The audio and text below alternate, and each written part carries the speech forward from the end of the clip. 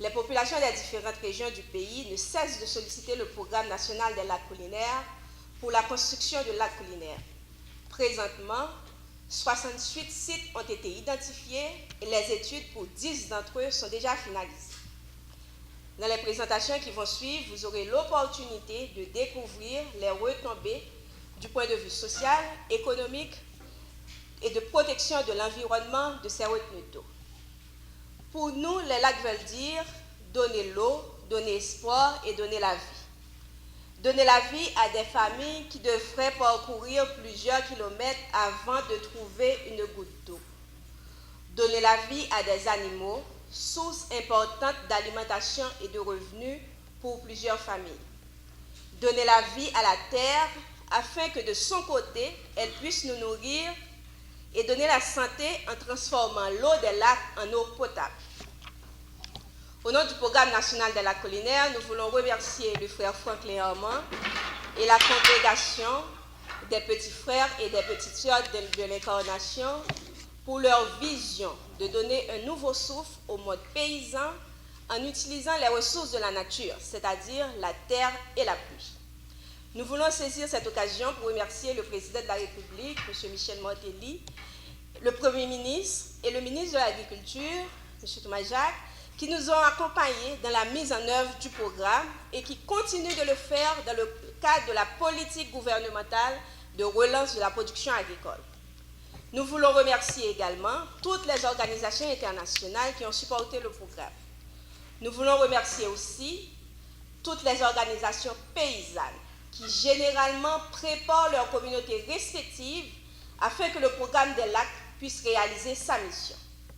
Nous ne pouvons pas terminer sans remercier d'une façon spéciale tous nos collaborateurs, surtout ceux qui sont sur le terrain et qui travaillent d'arrache-pied afin d'apporter leur contribution à la réalisation de ces œuvres d'art et d'histoire pour le pays.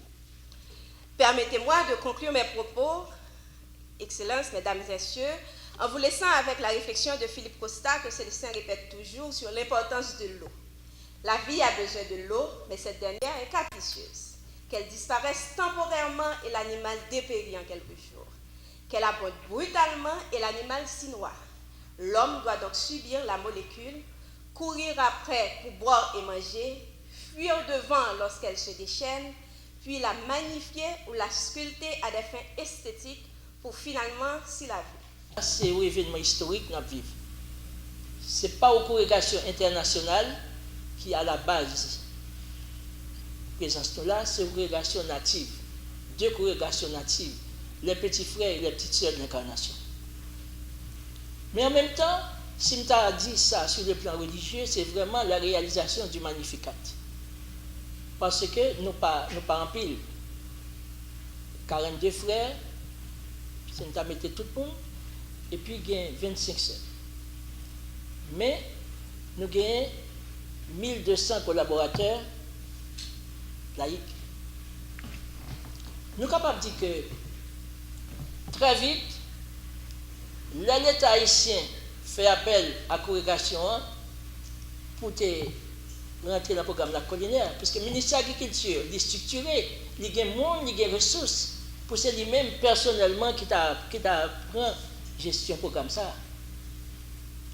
Étant donné que la congrégation était déjà fait la peut-être pâle, eh bien, le ministère de l'Agriculture, okay, il baptise ce qu'il a fait là, le ministère de l'Agriculture accompagne lui, et ça, le ministère de l'Agriculture fait, il est allé dans toute société moderne, je ne dis pas. Côté que l'État, qui a un rôle de régulation, quelquefois, il dessaisit de responsabilité qu'il est capable de faire pour le confier à des privés. Donc, et c'est comme ça que la congrégation a construit là depuis plus de 25 ans. Et déjà, dans propre la coupe, nous-mêmes, nous avons par exemple.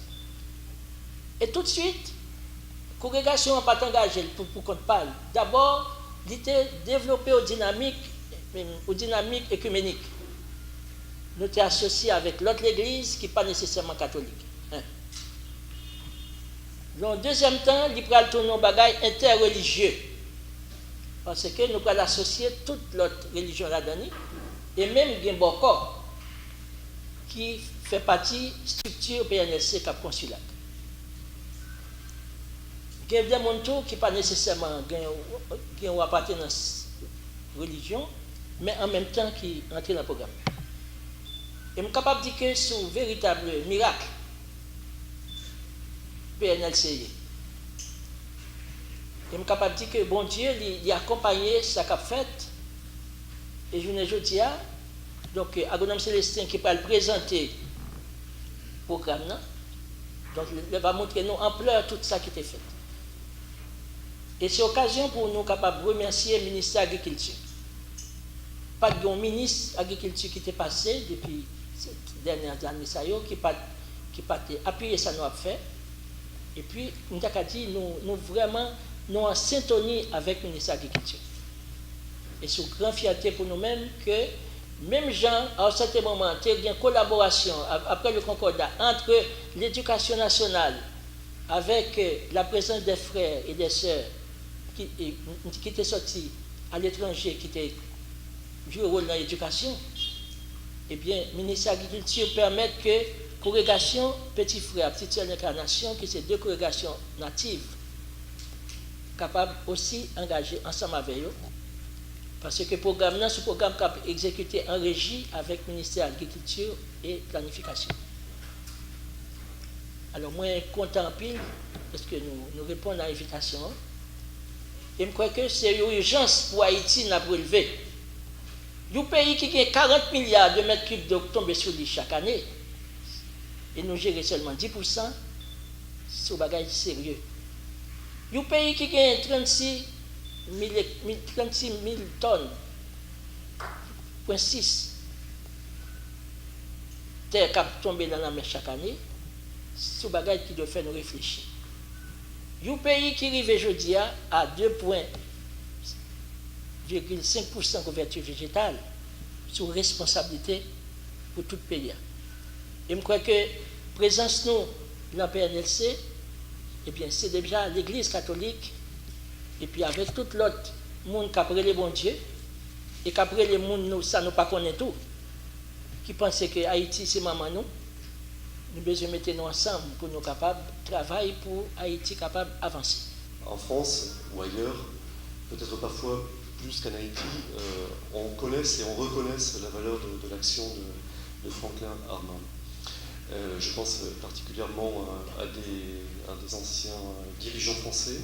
Je ne ferai pas de citation de nom, mais sachez que des gens qui ont une très grande responsabilité viennent et reviennent, parfois même très discrètement, en Haïti, à la petite place Caso pour aller voir où en est le travail de frère Franklin. Et sachez que quand il se déplace en France, quand il va à Paris, vraiment, il rencontre beaucoup de monde et il fait vivre quoi?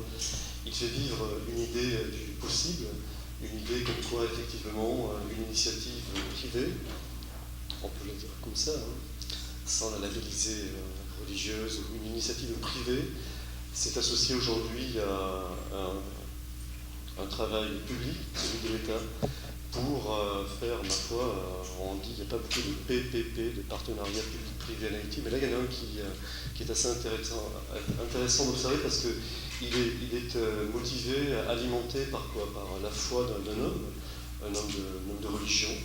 On est avec lui, on n'est pas avec lui, mais il faut lui reconnaître cette qualité, c'est un homme de religion. Moi je vois surtout un fédérateur d'énergie. C'est jamais simple de fédérer des hommes, c'est le travail d'un politique, ça peut être le travail également d'acteurs de communautés religieuses ou d'acteurs de la société civile tout court. Mais cette fédération d'énergie, quand on va voir sur le terrain ce qu'elle produit, c'est assez saisissant. J'invite tout un chacun à faire le pèlerinage entre guillemets à Pandiassou, si ce n'est pas déjà fait, pour aller voir ce qui a pu se construire sur les dizaines d'années dans cette région du plateau central. J'invite chacun d'entre vous à aller un petit matin à la petite place Caso pour aller voir comment on motive des jeunes, comment on les encadre. Bref, ce sont des initiatives louables dans lesquelles se sont reconnus beaucoup de gens en France. Et c'est pour ça qu'encore une fois, ce matin, je suis à double titre très heureux de m'associer à vous, d'abord par ma qualité de chargé d'affaires et représentant officiel des autorités françaises en Haïti, mais également en tant que, je l'espère, ami de Franklin et qui continuera à l'encourager de par ma présence, de par le relais de tout un discours positif sur ce qu'il fait auprès d'acteurs nationaux, internationaux, français. Donc voilà, je voulais le dire publiquement. Merci. Chaque groupe prend responsabilité par nous. Frère m'a prend parle. Et amis nous en Europe apprend pas yo, sénateur de la République apprend pas yo. Yo nan bagay m'a dit c'est rapprochement entre sénateur Lika et sénateur Mélis dans l'Ouest. Si rapprochement ça a été fait déjà, moi je crois que l'Ouest là ta pile loin. Messieurs dames, pas décourager avec le département ça. C'est là plus fort moun sorti à ce domaine. C'est là en pile moun sorti dans Nord-Est parti à Jambes frontière. Nous tendez ça qui passer l'autre bord. Je dis à nous toute en responsabilité nous pour nous lever défi à pas l'autre bagaille, c'est servir à toute rivière de l'eau. Bye, président Matéli nouvelle là pour nous, ministre Thomas, chef frère, parce que promesse bagaille de la rivière, n'attendons parce que la collinaire, c'est en attendant. Nous sommes tous convaincus que le développement d'Haïti passe par la maîtrise de l'eau d'abord. Le développement d'Haïti passe par la maîtrise de l'eau d'abord. Et pour finir, m'a dit hier que m'a promis un pile. Moi j'ai rencontré avec nos amis de l'Union européenne et moi passé 1 heure de temps à discuter avec eux dans ce dossier pour le 11e fête. Et j'envoie ce message au chargé d'affaires que nous sommes tous derrière un seul projet pour le 11e fête. C'est le barrage des Trois-Rivières. C'est la valorisation de l'eau des Trois-Rivières. C'est l'irrigation des plaines du nord-ouest. Avec les Trois-Rivières, on va pouvoir mettre en valeur plus de 5000 hectares de terre.